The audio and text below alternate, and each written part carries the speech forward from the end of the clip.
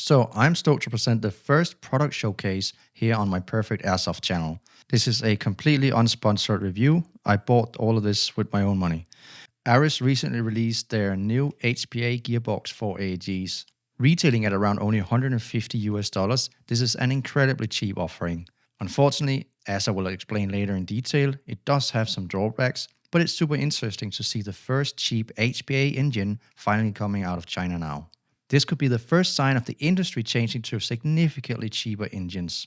In the box you get just the assembled HPA gearbox. It has a battery and an air hose connection pre-installed, so it is truly a drop-in replacement. Quick feature rundown. Input pressure is minimum 4 bar and maximum 11 bar. That's 60 psi to 160 psi, fairly reasonable. It comes with a TX30 mini plug. You could resolder this to whatever works for you, like a Dean's plug or a JST plug for HPA batteries. It's rated for 11.1 volt battery, so I would suggest to just use that. You probably have something like that laying around anyway. Rate of fire is fixed at 17 rounds per second.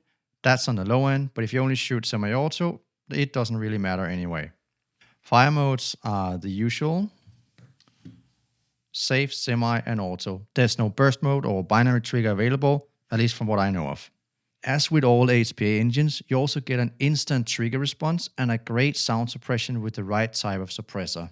A good suppressor choice for HPA could be the new Jaeger Precision suppressor. I've tested this and decided to sell it in my newly opened web shop, so take a look at it and let me know how that goes if you buy one. Now, as we can see, both the battery wire and the air hose comes out at the bottom of the gearbox. For the air hose, that's just fine. But for the battery wire, some people might want to wire that out through the back instead.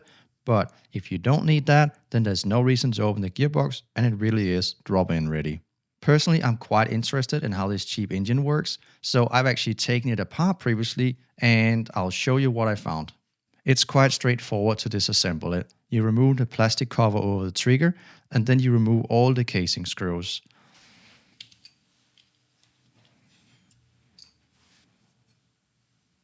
So here we have the internal parts. As we can see, they made a few cutouts in the gearbox to actually make room for the solenoid parts. Okay, pulling out the engine here. Now we can take a look at the valve design. The valve is a T151-FG from OST, probably some Chinese brand, rated for 10 bar. So their 4 to 12 bar recommendation is no joke. Normally, this would be a bullet valve design integrated into the actual engine instead, but the design ARES is choosing is probably easier to manufacture or buy, as this is a pre-made solenoid that they can just integrate with their engine. This valve is a 12-volt valve, and it's a simple on-off design, so it's not unlikely that it could actually be used with other single solenoid ETUs, like the Titan 2. However, I have not tested that, so try it at your own risk. There's quite a few airlines between the valve and the engines, and that significantly increases the chance of developing air leaks in all these locations. So that's a big disadvantage to having this separate as opposed to the normal design where the whole valve system is integrated into the engine. The HPA engine itself is quite easily disassembled. I'll just show that. You take it here, hold it, and then you just unscrew.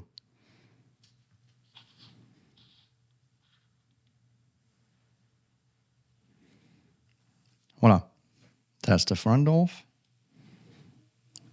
and out comes the core part, and inside the core we have the piston itself. Around the core part sits this O-ring here. You got to be really careful with that, especially when you're reassembling it, as it's very easy to get it out of position. Also, when you do disassemble the engine, be really careful to not get any dirt or debris on these parts in here, because they are very light and very tightly fitted. So any debris you get on here could scratch up things and cause leaks or cause the parts to not move. From what I can glean, there are 2 air routes that goes into the engine. The R1 goes in front and around the nozzle. It comes in here, it goes through here, through these holes here, and then the air collects around here and waits to be put into the barrel.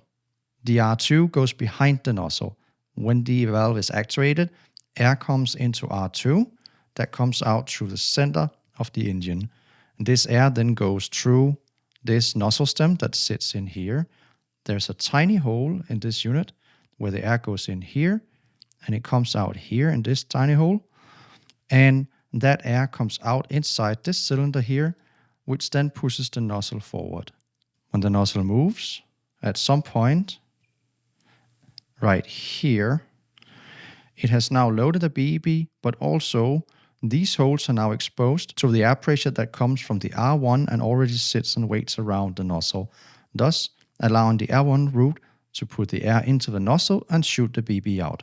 Then when the power to the valve is disconnected, the valve moves back into position, and this is helped by the air pressure that goes around here and the spring that sits here.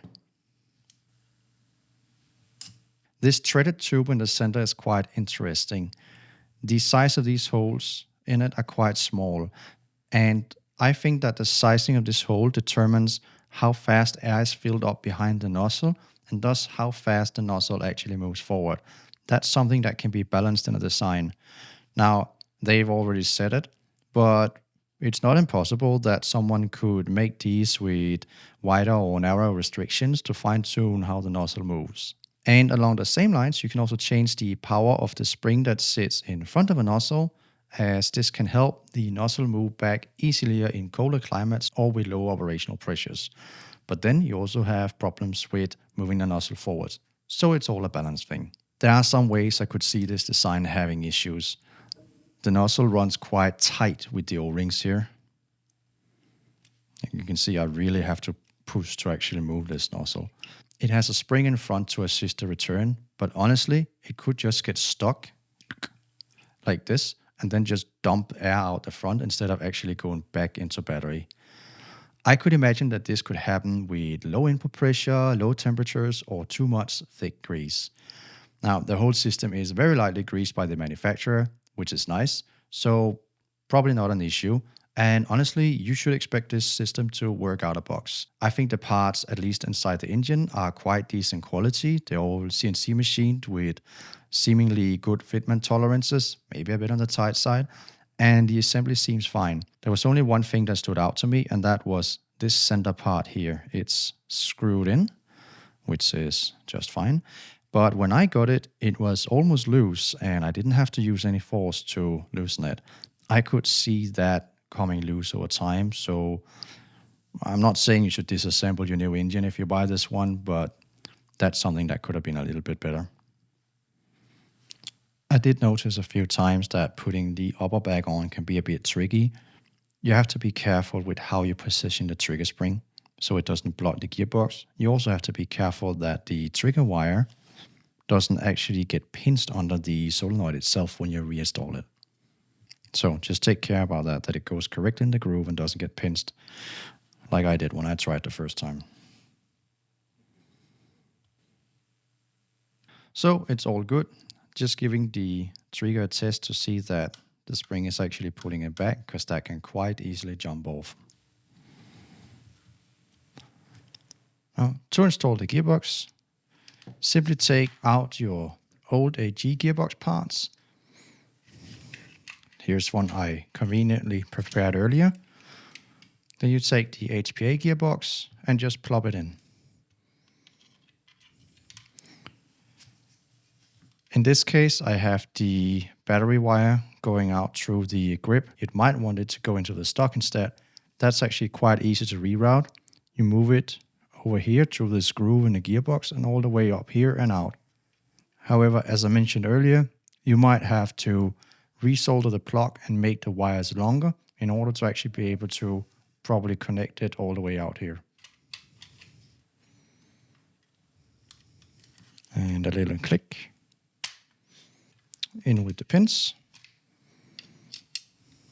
So at this stage, you would want to put on the grip. However, you need to permanently alter the motor hole to fit both the battery plug and the air hose plug through, or alternatively, you can desolder this, wire it out through, and then solder the connection back on. That's a bit of a faff. Grips are cheap. You might just want to alter it and buy a new one in case you need a normal grip again. Now for the air hose connector, this is fairly normal. You push in on it while you pull down on this. Push a bit and then pull and it comes straight off. You wire it through, you put it back on, push in, drag a bit here, pull, boom. Now it's working on that side again. And after you've done that, you're pretty much ready to put the gun together and shoot. I've just shown you the rather simple install. In truth, with all HPA systems, getting the accuracy right can be tricky. You may have to do additional alignment work of the gearbox to get the nozzle sitting straight into the hop-up unit. So sorry that's not much help, but there's already tons of info out there on this issue when installing HPA engines. But you know, maybe I could do a video on this, on fixing HPA accuracy. Let me know in the comments for which engine that video could be relevant. Maybe it's something I can look into. So let's get the test fire going. Here's a quick chrono test. With the reg set to 100 psi, it comes in at about 1.2 joule, and that's on a 280mm tight bore barrel. Rate of fire comes in at 16 RPS, that's pretty low. Overall, that's usable, but not impressive in any matter. I did some more testing with 0.32 gram BBs, and you can see the stats here. 0.5 joule at 60 psi, about 0.8 joule at 80 psi, about 1.25 joule at 100 psi, about 1.5 joule at 120 psi, and about 1.7 joule at 140 psi. I didn't test above 140 psi, but if you have the regulator for it and the right barrel length and BB, I imagine that this system would top out at around 2 joule. That's not as high as some other systems, but it'll work. The engine was tested with a normal ARP9 hop-up chamber. These hop-up chambers usually work very well, and this one was no exception. Prior to the HPA engine install, this ARP9 AG was doing headshots at 40-50 meters easily. But when I installed the ARES HPA engine, accuracy was all over the place. I swapped between a couple of different buckings and knobs, and the best result I got was actually with the stop bucking. That gave me a grouping of roughly 2 meters at 50 meters. Safe to say this engine is as inaccurate as they come. To be fair, faffing about with the hop-up parts to fake accuracy is a common issue for many HPA engines, and pretty much the only exception to this is the Spark Labs Wolf engine, which drives the nozzle with a magnet field instead. I won't explain just how much better the Wolf engine is now, but trust me, it's worth the extra cost compared to the ARES engine. And you can be sure I'll make an in-depth video about the Spark Labs Wolf engine in the future, so stay tuned for that. Anyway. As mentioned before, this gearbox is mainly designed for the ARES Amoeba M4 receivers. However, I installed it into a G&G ARP9 body, and that seems to work just fine. I had to cut part of the selector and the gearbox shell right here, but that only takes about 2 minutes to do. Additionally, there's a magnet inside the selector plate that you may need to move one notch further, or full auto won't work. If you do need to move the magnet, don't give it the unga-dunga force and break it like I did, but if you do, it's actually easy to glue it back together or just completely replace the selector plate, as this is a stock part from the Amoeba gearboxes. With those modifications done, the gearbox will align up nicely with the 2 pinholes in the body. I also checked the gearbox in an ENC lower receiver, which is a quite common design, and that also seemed to fit the gearbox well. Can you use CO2 in this engine? It actually does say on the side of the engine, it's a bit hidden right now, but it does say that it can be used with air or CO2.